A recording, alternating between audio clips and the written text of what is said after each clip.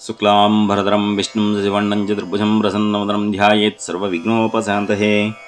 अगजानन्मणिसमनेकदन्तं भक्तानां एकदन्तमुपास्महे। गुरुब्रह्मा गुरुर्विष्णु गुरुर्देवो महेश्वर गुरुसाक्षात् परब्रह्म तस्मै श्रीगुरवे नमः। अज्ञानतिमिरान्धस्य ज्ञानाञ्जनशलाकाय चक्षुरुन्मीलितं येन तस्मै श्रीगुरवे नमः। सदाशिवसमारम्भं शङ्कराचार्यमध्यमम् अस्मदाचार्यपर्यन्तं वन्दे गुरुपरम्पराम्।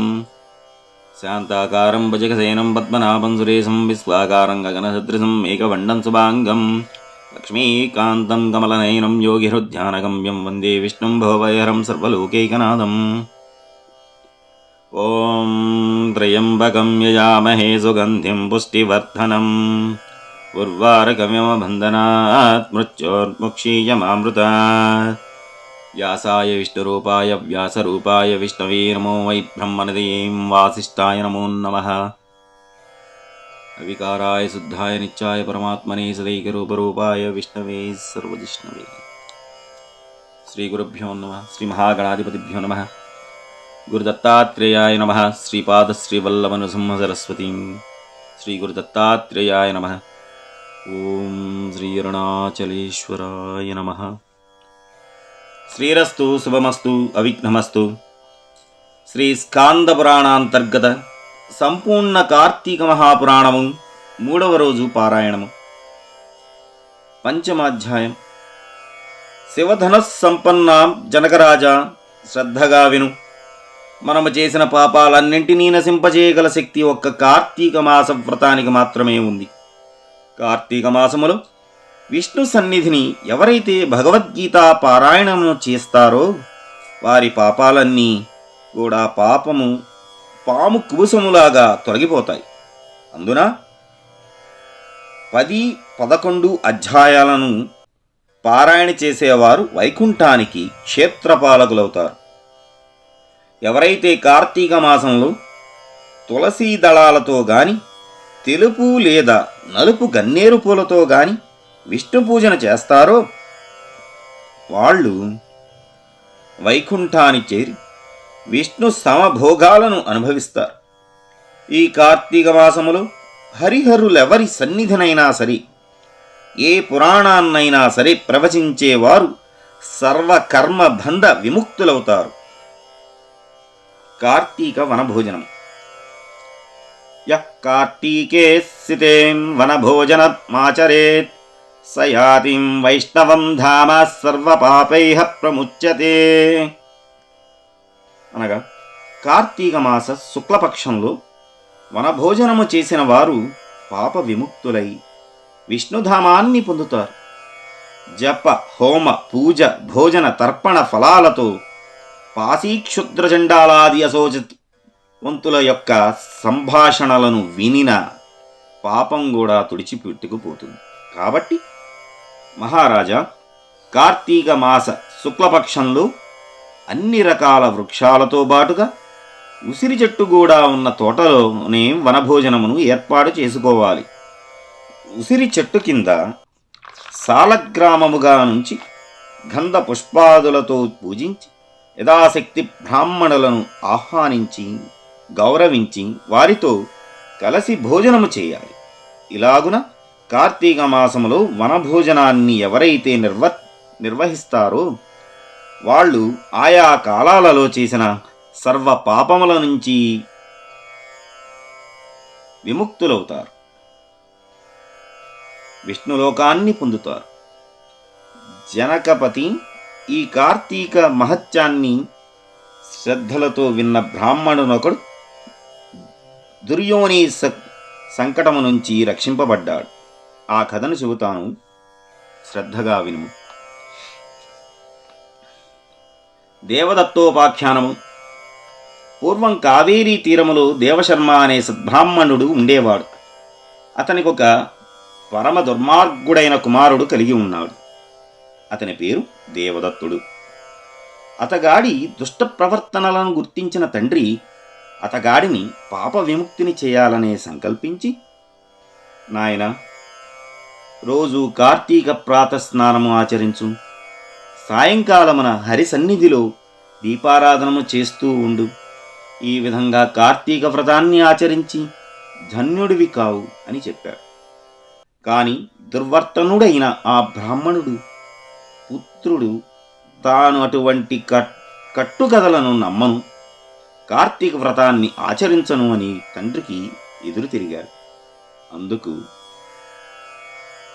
దేవశర్మ తన కుమారుడిని అడవిలోని చెట్టు తొర్రలో ఎలుకవై ఉండువు అని శపించాడు. శాపానికి భయపడిన ఆ విప్రకుమారుడు తండ్రి పాదాలపై పడి తనకు తరుణోపాయం చెప్పమని కోరగా ఆ తండ్రి, నాయనా, నీవెప్పుడైతే కార్తీక మహత్యాన్ని సంపూర్ణంగా వింటావో అప్పుడే నీ ఎలుక రూపం పోతుంది, శాప విముక్తి నీకు ఈ విధముగా అనుగ్రహిస్తున్నాను అని వచించాను. దేవదత్తునికి శాప విముక్తి కలుగుట. పితృశాప కారణంగా అప్పటికప్పుడే మూషక రూపాన్ని ధరించిన బ్రాహ్మణ యువకుడు గజారణ్యములో ఫలవంతమైనది, అనేక జంతువుల ఆధారభూతమైనది అయినటువంటి ఒకానొక మహావృక్ష కొఠారములో మనగసాగాడు. ఇలా కొంతకాలం గడిచాక ఒకానొకప్పుడు మహర్షి అయిన విశ్వామిత్రుడు శిష్య సమేతంగా కార్తీక స్నానమాచరించి వచ్చి ఆ ఎలుక ఉన్న చెట్టు మొదలయందు ఉపవిష్టుడై తన పరివారానికి పరమ పావనమైన కార్తీక మహత్యాన్ని వినిపించసాగాడు. ఆ సమయంలో దయాహీనుడు, పాపాల పుట్ట, అడవి జీవాలను హింసించి పొట్టపోసుకునేవాడు అయిన ఒక కిరాతకుడు ఆ ప్రాంతాలకు వచ్చాడు. పుణ్యపురుషుల దర్శనం వలన ఉపకారమే గాని అపకారము ఏనాడూ జరగదు. అదేవిధముగా విశ్వామిత్రాది తపోబృందం దర్శనం చేత మాత్రం రవ్వంత పశ్చాత్తప్తుడై జ్ఞాని అయి ఆ కిరాతకుడు వారిని సమీపించి, అయ్యా, మీరు చెప్పుకుంటున్న కథలేమిటి అని వింటుంటే నాకీ కిరాత జీవితం పట్ల చిరాకు పుడుతోంది. దయచేసి ఈ రహస్యమేమిటో చెప్పండి అనగానే అతనిలో వివేకం విచ్చుకుంటున్న వైనమును గమనించిన విశ్వామిత్రుడు, నాయన, మేము కార్తీక వ్రతాన్ని ఆచరిస్తున్నాం. ఈ కార్తీక మాసములో ఎవరైనా సరే తెలిసి గాని తెలియక గాని స్నాన దాన జప తప పురాణ శ్రవణములు చేసినట్లయితే వారు వారి సర్వ పాపాల నుంచి విముక్తులవుతారు. ఈ వ్రతాన్ని భక్తితో ఆచరించేవాళ్ళు జీవన్ముక్తులవుతారు అని తెలియజేశాడు. ఈ విధముగా కిరాతకునికి చెబుతున్న కార్తీక మహత్యాన్ని వినడమే తడవుగా త్వరలోనున్న ఎలుక తన శాపగ్రస్త రూపాన్ని వదిలివేసి పూర్వ యువ బ్రాహ్మణ రూపాన్ని పొంది విశ్వామిత్రాదులకు ప్రణవిల్లి పూర్వగాథను వినిపించి ఆ ఋషుల నుండి సెలవు తీసుకుని తన ఆశ్రమానికి తరలిపోయాడు. అనంతరము ఆ కిరాతకుడు కూడా విశ్వామిత్రాదుల వలన కార్తీక మహత్యాన్ని కడకంటా తెలుసుకుని కొనడం వలన ఆ జన్మకి కిరాతకుడయ్యా కూడా దేహాంతరమున ఉత్తమ గతులను పొందాడు. కాబట్టి ఓ జనక మహారాజా, ఉత్తమ గతులను కోరుకునేవారు ప్రయత్నపూర్వకముగా నైనా సరే కార్తీక వ్రతం ఆచరించాలి, లేదా కనీసం కార్తీక మహత్యాన్నైనా భక్తి శ్రద్ధలతో వినాలి. ఇది పంచమోధ్యాయ సమాప్త. షష్టమాధ్యాయము శ్రీ వశిష్ఠ మహర్షి ఈ విధముగా చెబుతున్నారు. రాజర్షి జనక, ఈ కార్తీక మాసము 30 రోజులు కూడా ఎవరైతే శ్రీ మహావిష్ణువును కస్తూరి గంధాలతోనూ పంచామృతములతోనూ అభిషేకిస్తారో వారికి 10,000 అశ్వమేధాలు చేసిన ఫలితము లభిస్తుంది. కార్తీక మాసములో సంధ్యావేళ విష్ణు సన్నిధిలో దీపారాధనము చేసిన, దీపదానము చేసిన వారు విష్ణులోకాన్ని పొందుతారు. ప్రత్తిని శుభ్రపరిచి దానితో ఒత్తిని చేసి బియ్యపిండి లేదా గోధుమ పిండితో ప్రమిదన చేసి ఆవు నోతిని పోసి ఆ ప్రతి ఒత్తిని తడిపి వెలిగించి ఒకానొక బ్రాహ్మణుని ఆహ్వానించి చివరి రోజున వెండి ప్రమిదను భమిడి ఒత్తిని వేయించి వాటిని బియ్యపిండి మధ్యన ఉంచి పూజా నివేదాలతోనూ పూర్తి చేసి బ్రాహ్మణులకు భోజనము పెట్టి అనంతరము తాము స్వయంగా ఈ విధమైన దీపదాన మంత్రమును చెప్పుచు మంత్రం సర్వజ్ఞానప్రదం దీపం సర్వసంపత్యుభావహం దీపదానం ప్రదాస్యామి శాంతిరస్తు సదా మమాం అనేటువంటి మంత్రమును జపించి జ్ఞానమును సంపదలను శుభములను కలిగించేదైన దీపాన్ని చేస్తున్నాను, దీపదానాన్ని చేస్తున్నాను. దీనివలన నాకు నిరంతరము శాంతి సుఖము ఏర్పడుగాక అని చెప్పుకుంటూ పిండితో సహా ఆ దీపాన్ని బ్రాహ్మణునికి దానం చేయాలి. అలా చేసిన వారు అక్షయమైన పుణ్యాన్ని పొందుతారు. ఈ దీపదానము వలన విద్యా జ్ఞాన ఆయుర్వృద్ధి అనంతరము సర్వభోగాలు కలుగుతాయి. మనోవాక్కాయ కృత పాపాలన్నీ సమసిపోతాయి. నిదర్శనార్థమై ఒక కథను వినిపిస్తాను విను. లుబ్ధ వితంతువు మోక్షమును పొందుట. పూర్వం ద్రావిడ దేశములో ఒక అనాథ వితంతువు ఉండేది. ఆమె రోజు భిక్షాటనమును చేసి వచ్చిన దానిలో మంచి అన్నమును కూరలను విక్రయించి తాను దూషితాన్నముతో తృప్తిపడుచు డబ్బును వెనకే సాగినది. ఇతరుల ఇండ్లలో వంటలను కుట్టు పనులను మొదలైనవి చేస్తూ ప్రతిఫలముగా వారి వద్ద కొంత ద్రవ్యాన్ని తీసుకుంటూ ఉండేది. అదిగాక ద్రవ్య భిక్షాటన కూడా చేసేది. ఇలా నిత్య ధనార్జన లగ్న మానసులైన ఆ వితంతువు డబ్బు సంపాదించడమే తప్ప ఈనాడు హరినామస్మరణ చేయడం గాని, హరికథనో పురాణాన్నో వినడం గాని, పుణ్యతీర్థ సేవనమును గాని, ఏకాదశి ఉపవాసము గాని చేసి ఎరుగదు.